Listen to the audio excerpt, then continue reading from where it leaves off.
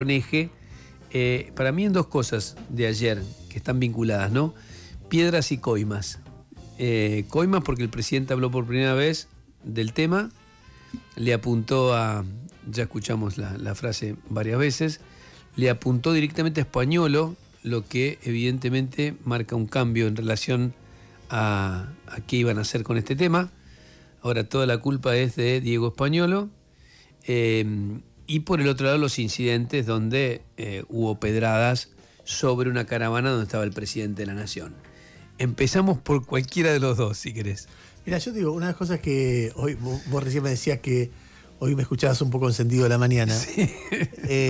A mí me vuelve loco lo que están haciendo con los discapacitados. Sí, me vuelve loco porque las mentiras en realidad sobre los discapacitados. Las mentiras y las acciones. Estás recortando, creo que algo así como 100.000 pensiones a personas que las necesitan. Y los argumentos que dan son todos falsos. O sea, falsos. Los tipos te dicen livianamente es que crecieron mucho. ¿Por qué? A ver, como si lo que hubiera pasado... No, el uso de esta idea de ¿hubo una guerra en Argentina? ¿Qué pasó? Claro, entonces como que si alguien se hubiera transformado en Papá Noel y repartió 900.000 pensiones a gente que no lo merecía. No, pero ponele que hay pensiones que están mal dadas, que dicen que hay casos que sí, porque yo lo hablé con Arroyo, que es inobjetable. No, por supuesto. Y él te dice, mira, hay algunos casos sospechosos, pero ¿cómo los detecta? No es tan difícil. Por ejemplo, un mismo médico dando 100 pensiones, certificado para 100 pensiones. Y bueno, hay que revisar esas 100 porque es raro. Una misma ciudad donde tiene mucho más que el porcentaje habitual que hay de personas con discapacidad. Ahí pones el foco. Pero una cosa es poner el foco y revisar, y en todo caso tener después el argumento para decir, miren, acá está Juan Pérez, María Núñez, todas estas personas tienen pensiones que no tenían que tener. Eso es una cosa. Yo creo que la gente te aplaude. Es como cuando decís, che, en el Garrahan había 20 tipos que cobraban y no iban, ñoquis. Y la gente dice, perfecto. Totalmente. Ahora, si vos usas de argumento con datos falaces, esto para sacarles cosas a la gente que lo necesita, y bueno, ya está. ¿No? Además, hay un dato que yo voy a hinchar las bolas y repetirlo porque me parece que tiene que formar parte del debate central. Acá había un régimen que admitía solamente, recién Noé lo contaba, 75.000 pensiones, hasta el 2003, pensiones para discapacitados. Ese régimen establecía que solo podía haber una nueva pensión si hay alguien que se moría. Y no tenía nada que ver con la cantidad de discapacitados que había en el país. ¿Por qué? Porque no estaba pensado en función del número de discapacitados, sino el número de cupos que había para esa beca. Para esa pensión. En el 2003 hubo una serie de modificaciones legales que ampliaron y que invirtieron en términos... Cortaron el límite ese, va. Claro, dijeron, para tener una pensión, vos tenés que demostrar que sos discapacitado, no importa si son 100, 1.000 o 10.000. En todo caso, se discutirá de dónde se recorta, de otros lugares del presupuesto, pero lo que hay ahí es una cuestión como muy central y uno puede discutir de ese gobierno si fue o no respetuoso del equilibrio fiscal, pero no que eso está mal en sí. Entonces, como se quitó ese límite, crecieron mucho el número de discapacitados, el número no de discapacitados, de pensiones que recibían discapacitados. Eso significa que no es que ahora son muchos, y ahora voy a explicar por qué no son muchos, sino que antes eran muy pocos, porque el Estado los abandonaba. Para el gobierno actual eso es un pecado, por eso Luis Caputo te dice, bueno, subió, tendría que ser 100.000 y hay 1.000.000. Eso es una joda. Ayer Franco lo mismo dijo en el Congreso. Lo mismo, multiplicaron por 1.000% la cantidad de pensiones. Bueno, no las multiplicaron, porque además si vos mirás un trabajo que hizo Gabriela Michetti en el 2018, tomando las encuestas del INDEC, llegaba a la conclusión de que el 10%, más o menos el 10%, sí, de la población argentina tiene algún tipo de discapacidad. Son 5 millones de personas. Hay 1 millón de pensiones.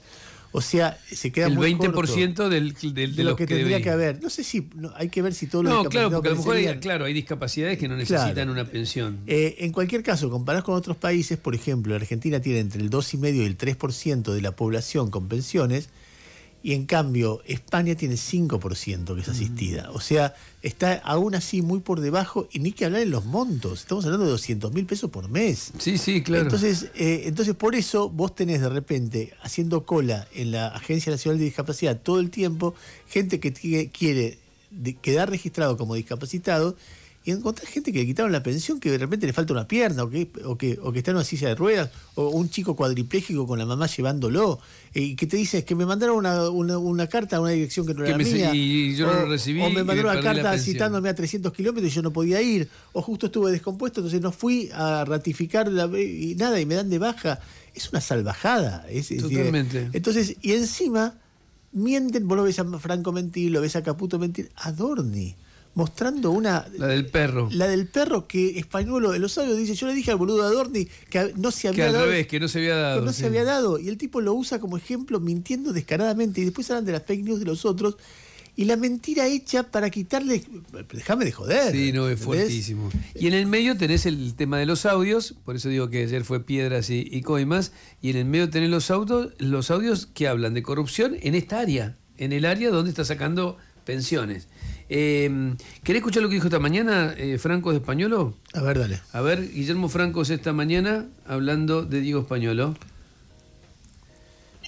Problema de la Argentina. Todos los que conocen a Javier Milei dicen eso justamente, que no tienen apego por el dinero de ninguna manera. Eduardo, lo dije el otro día. ¿Perdón? No es de los que se abrazan a la caja fuerte. Milei es una persona absolutamente transparente y absolutamente honesta. Ok, ¿y de los que rodean al presidente diría exactamente lo mismo?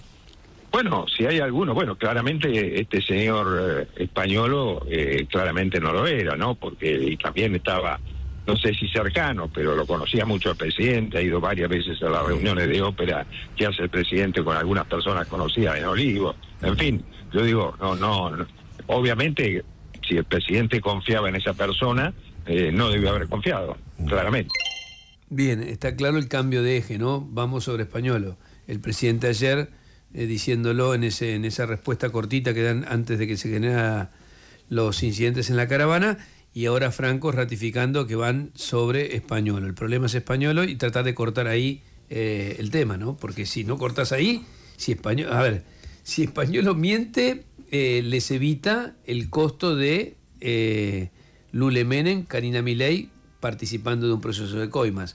Ahora, todo depende esencialmente de la justicia, que demuestre o no. Mira, a mí me parece que hay un debate sobre qué es este gobierno. Españolo cae no porque el gobierno... lo descubrió haciendo cae negocios. Porque se difunden audios que acusan a Karina de Chorra. Entonces se lo cargan. No cae ninguno de los acusados por Españolo. Cae después de haber sido un íntimo de Milei que iba con el grupito de amigotes de los amigos del domingo, que suponen que escuchan. Y fue su abogado, ¿no? Y fue a su abogado personal, o sea, algo de la intimidad presidencial. Entonces no basta con decir tuvo demasiada confianza en alguien que no lo merecía. Flaco, pusiste a alguien. Ellos se espían todo el tiempo y sabían que Españolo estaba diciendo cosas. Es obvio, y lo mantuvieron todo el tiempo hasta que estalla el escándalo. Hay un informe que está difundiendo el gobierno para mostrar que efectivamente hubo sobreprecios en la compra de medicamentos. Para nosotros, Españolo, Karina Milei, etcétera, no importa, es el gobierno. Entonces, si vos designaste a Españolo ahí y Españolo choreó mientras estaba haciendo ajustes insensibles y brutales por orden tuya entre la asistencia a los discapacitados... Maltratando a un chico como Ian Moche, que también... Lo hizo el presidente, en línea con Españolo. Claro, exactamente. Entonces vos viste, y toda esa campaña contra ese chico y todo lo que dijeron de los discapacitados, les cortan las pensiones y le dicen chorros, porque parece que alguien que cobra siendo, no sé, rengo, o teniendo una pierna menos, es un chorro, entonces le tenés que cambiar, y el tipo no estaba robando, tenía una vida, le estaba dando 200 lucas.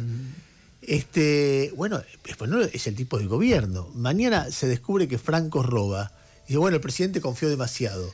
¿Cuánta gente confía demasiado en el presidente? Yo no creo en esa versión. Creo que ellos quedan paralizados con lo que pasa. Y ahora hay que salir a decir... Hay que salir a decir eso porque evidentemente el tipo no aceptó un pacto de silencio.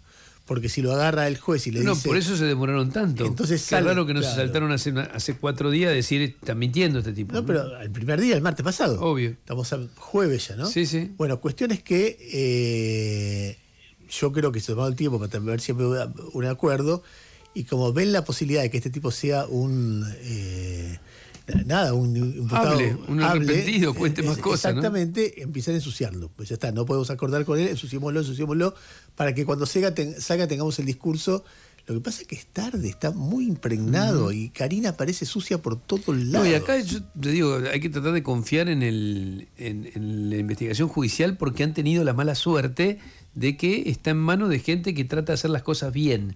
No digo sean geniales, a comparación de otros jueces, esto caía en manos de Ramos y no duraba 2 días este caso. En una semana estos son grabaciones ilegales, no sirven, no se investiga nada. Bueno, confiemos en eso. Yo tengo esa expectativa de que se pueda saber si efectivamente el circuito de coima no debe ser tan complejo, llegaba a Lule y a Karina Milei. ¿Qué opinás de los incidentes de ayer? Y opino varias cosas. Lo primero que opino es que no importa lo que vos pienses de otra persona, no se resuelve así ningún conflicto. O sea, lo primero que pienso es que... bueno, el repudio a la agresión de cualquiera a cualquiera. Exactamente. Es decir, eso está claro. Me parece que tirar piedras, por más bronca que no vos tengas... No importa quién, sí. Porque después otro dice, ¿sabes qué? El tipo que quiso matar a Cristina argumenta lo que pasa, que se choreó un PB y todos tienen algún argumento. No, si mañana va Kicillof a un acto en otro lado... O cualquiera. Pero está bueno ponerse... A ver, yo siempre digo que en una democracia hay que defender los derechos del que no te gusta. No del que te gusta es fácil, ¿no? Del que no te gusta. Ponele que no te gusta Milei, bueno, tenés que defender el derecho a que pueda ir a hablar a cualquier lado. Totalmente. Eso está claro. A mí me sorprendió mucho... te pone ante el desafío de ser mejor que Milei. Bueno, claro, sí. Porque Milei va a decir, yo discuto, insultaré, escracharé, pero nunca pego a nadie. Agita el clima violento. Como mínimo, pero también está el caso de Pablo Grillo, que su policía lastimó, ayer volvió al hospital, pobre, un fotógrafo estaba laburando y nunca le pidieron disculpas. Son tipos que cuando la policía gasea a una nena en una manifestación, dice la madre lo puso en el medio y nunca le piden disculpas. Han detenido a cientos de personas sin pruebas en manifestaciones, sin ninguna prueba de nada, y lo dejaron días y días y la justicia no intervenía, tenían que bancarse eso. Golpearon a un colega, Roberto Navarro, y el gobierno nunca dijo una declaración pública de qué barbaridad eso que pasó. O sea, hay que hacer lo que él no hace, que es decir, la violencia no, porque cuando él habla... estimula la violencia, no repudia. A ver, el único diputado nacional que se negó a repudiar el atentado contra Cristina Kirchner fue Milei. Ese discurso yo lo tengo muy presente porque me impactó mucho. Y bajaba el tono la idea de intento de magnicidio. Totalmente. Aquello fue directamente un intento de magnicidio. Sí, claro. Y ayer no fue un intento de magnicidio. Evidentemente no. Claro que no. Lo dice Francos incluso. Después pienso que, más allá del Bartoleo, los datos de Patricia Burrich muchas veces...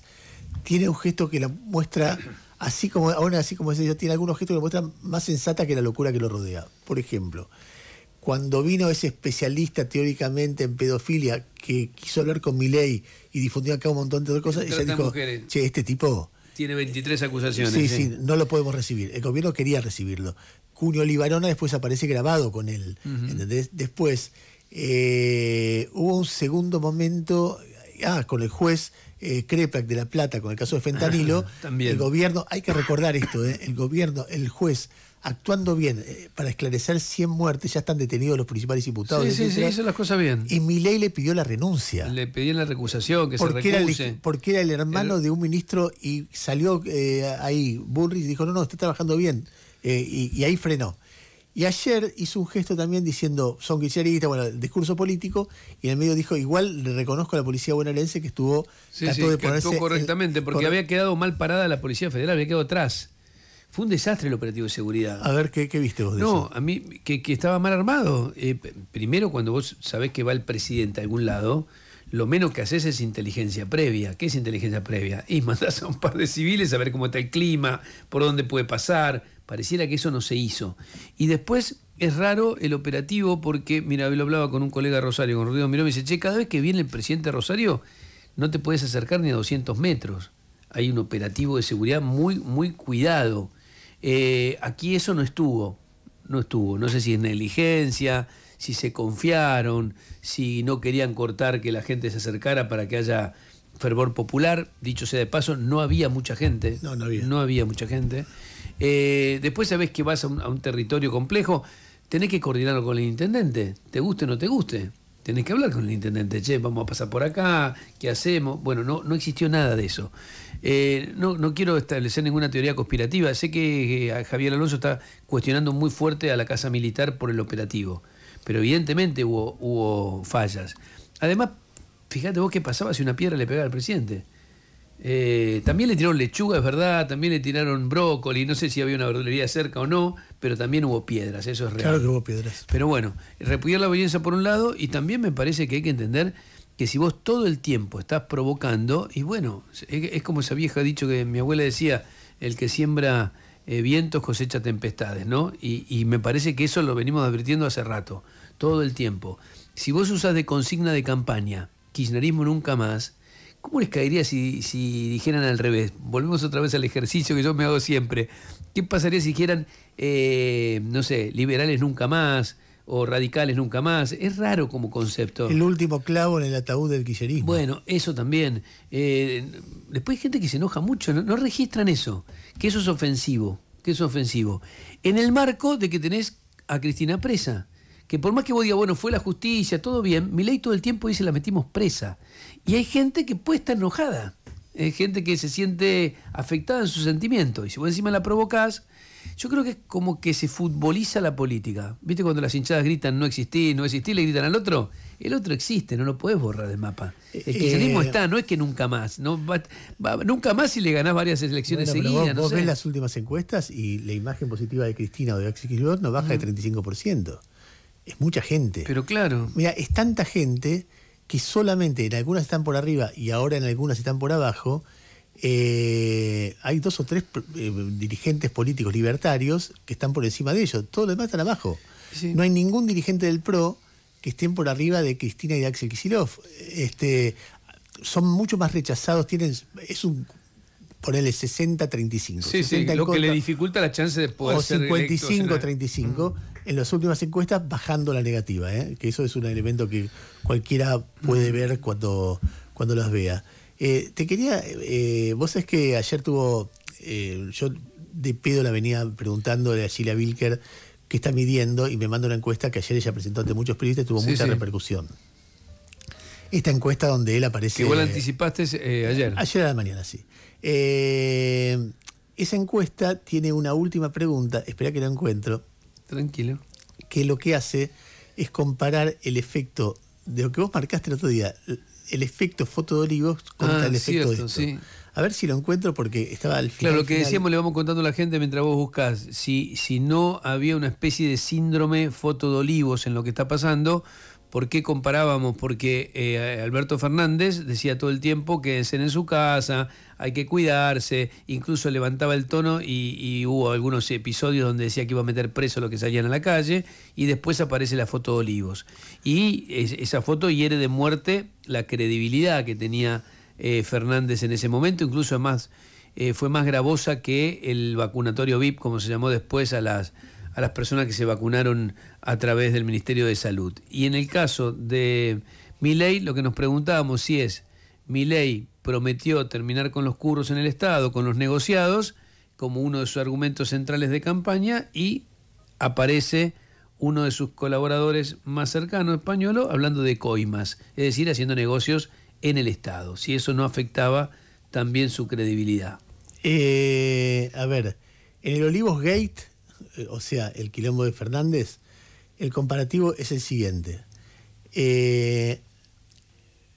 Antes votaba, en aquel momento se preguntaba, pensaba votar al Frente de Todos y lo va a seguir haciendo el 25,8%. Pensaba votar al Frente de Todos, pero ahora no lo va a hacer el 6,4%. Pensaba ahora, antes votaba la Libertad Avanza, ahora no pienso votar ese espacio, 15,3%. O sea, sobre un total más amplio, según esta encuesta, a Alberto Fernández se le cayó 6,4% de los votos, que sería un 20% de lo que tenía, y a Milei se le cayó un 15,3%, que es un poco más, es un 30% de lo que tenía. Después hay que ver qué efecto tiene, porque puede ser gente que se desencanta y no vota. No claro, sé. No, está bien, pero a ver, encuadres desde el caso Españolo. ¿Cuál de las siguientes frases refleja mejor lo que piensa sobre todo esto, sobre este caso? Son audios que reflejan hechos graves de corrupción en el gobierno, 62,5%. Es una operación que intenta desprestigiar al gobierno, 32%. Mira vos, la base propia de la Libertad Avanza. Mirás hacia el caso Españuelo. Pensando en este caso, ¿usted cree que 1. Es un hecho que demuestra la complicidad del presidente y su hermana, 39,7, 40%. Es un hecho que la oposición intenta usar para dañar al presidente, 31. Es un hecho que demuestra la corrupción del gobierno actual, 21,8. O sea, más de 60 que dicen son cómplices o es el gobierno el corrupto, y alrededor de 30 y pico cortos lo otro. Después, responsabilidad percibida de Javier Milei en el caso Spagnuolo. Pensando en este caso, ¿usted cree que Javier Milei es responsable? 57,9 sí, 42,1 no. Luego, responsabilidad percibida de Karina Milei, 59,3 es responsable, 40,7 no. Y así te podría seguir leyendo. Sí. Una división más o menos, un poquito más de 60, un poquito menos de 40. A favor del gobierno lo segundo, ¿no? Hay que ver qué incidencia electoral tiene, pero está claro que el golpe es fuertísimo. Mira, todos los encuestadores, recién hablaba con un encuestador que hace un mes me mandó, o hace 20 días me mandó una encuesta donde para el 7 de septiembre le daba 10 puntos arriba para el 7 de septiembre, no para octubre, en la provincia a La Libertad Avanza, hace un mes. Y ahora le pregunté si tenía algo nuevo y me dijo están empatados. O sea, bueno, hay un cambio. Fuerte. Vamos a ver. ¿Querés antes de irte escuchar un ratito a Dorni a ver qué está hablando? Dale. A ver, ¿lo tenés? ¿Lo podés enganchar? El día de ayer. Quiero destacar que el presidente se encuentra en excelente estado de salud y pese al ataque recibido se encuentra trabajando normalmente en la residencia de Olivos, ahora en un rato trasladándose hacia la conferencia de la CICIP. Y a raíz de la consulta que me han hecho algunos, quería confirmarles que no se va a decretar ningún feriado nacional por los hechos acontecidos en el día de ayer. Sorprende el silencio de algunos paladines de la democracia y de los derechos humanos con vocación selectiva para repudiar atentados. Esta es la Argentina que sostiene la vieja política, la de las piedras y los botellazos. La de salvajes sin ningún escrúpulo, ¿no? Para atentar contra la vida humana. Es la Argentina de la barbarie que no puede soportar que se haya desplomado la inflación y que 12 millones de personas hayan logrado salir de la pobreza. Por suerte, hoy hay otra Argentina, la Argentina de verdad, la original, sostenida por el esfuerzo y el trabajo de los argentinos de bien, su marcha hacia la libertad, pese a que muchos no quieran que así ocurra, es irrefrenable. En esta misma línea quiero contarles un conjunto de acciones de la Argentina bárbara que sucedieron en las últimas semanas y que atentaron contra la libertad de los argentinos. Producto de un paro de controladores aéreos, se perdieron al menos 1.000 vuelos entre cancelaciones y demoras que afectaron a 100.000 argentinos e implicaron una pérdida de más de 2 millones de dólares para aerolíneas argentinas y, por supuesto, para todos los argentinos. En contrapartida, mencionarles que el Gobierno Nacional ayer aprobó el reglamento transitorio de asignación de slots para vuelos nacionales e internacionales. Los slots son los permisos para que una aeronave despegue o aterrice en un aeropuerto con fecha y hora determinada. Durante los gobiernos kirchneristas, este permiso lo habilitaba la gestión que se encontraba al mando de Aerolíneas Argentinas, que generalmente era la cámpora, es decir, un burócrata con poco o nulo conocimiento en la materia, decidía quién podía despegar o quién podía aterrizar. Con la nueva normativa se asegura que este recurso quede en manos del sector privado. Entre otras cuestiones insólitas de la Argentina del pasado que se resiste a quedar atrás, quiero contarles que en este momento se está realizando una manifestación en defensa de los medios públicos que por cierto están a mi cargo. Quiero contarles que los medios públicos siguen funcionando, por si no se enteraron, los medios públicos siguen funcionando. Además, han operado mediáticamente diciendo que la televisión pública no va a transmitir el Mundial del año que viene, del 2026. Esto es falso. De hecho, personalmente estoy llevando adelante las gestiones para que los argentinos puedan ver el Mundial 2026 de la manera más eficiente posible. E incluso los datos que han dado de otros mundiales también han sido falsos y también han sido una fake news y un intento de desprestigiar la gestión de gobierno. Además, también quiero comentarles una situación grotesca que ocurrió hace algunos días.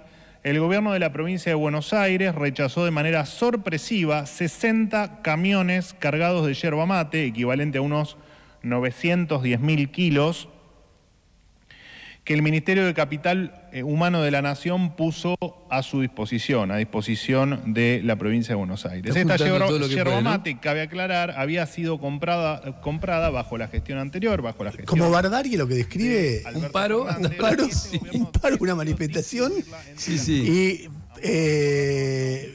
fake news sobre si va, que tampoco confirmó que se va a ver por Canal 7 el Mundial. Dijo que está haciendo para que lo vea de manera más eficiente. Pero además se viene viendo, no debería ser más que eso, mantener lo que está. Bueno, por ahí ellos no quieren. Lo que está bien. Entonces, en cualquier caso, algo que alguien dice. No entendí lo del feriado nacional por los hechos de ayer. Es una referencia clara a que cuando intentaron matar a Cristina, al día siguiente hubo feriado nacional. Sí. En este caso busca mostrar que ellos son distintos a Cristina. Ayer no hubo un atentado, no hubo de ninguna manera. Él habló de la palabra atentado, no es un atentado lo que ocurrió, es decir, hubo pedradas. Muchas veces hubo presidentes que recibieron pedradas, muchas veces hubo dirigentes políticos que recibieron pedradas. Está mal, está pésimo. Tampoco hagamos la historia del martirio de Javier Milei, porque no es la historia de martirio, es la de Pablo Grillo, en todo caso, claro. No la de Javier Milei, de la cual Milei es responsable. Hacerse cargo de lo que vienen propiciando en relación a generar un clima de violencia en la sociedad. Si hablamos de un burócrata tomando decisiones, a mí lo que me parece es Españuolo cortando pensiones de discapacitados. Eso es una agresión violenta contra una persona, recortarle los 200.000 pesos que estás aportando. O sea, en todo, este hombre que fue el que mostró una radiografía de un perro para mostrar que otorgaban irregularmente... Imagino que hablará de eso, ¿no? No sé, y vos, ya en aquel momento sabía que esa pensión no había sido dada, pero el tipo se manda con las fake news totalmente... No pasa nada. Y después aparece indignándose, bueno, qué sé yo, es lo que hay. Bien, anda, seguro te vas a escuchar a Dorní. Sí, claro. Chao. Cada aeropuerto tiene su código y cada pasajero también. Y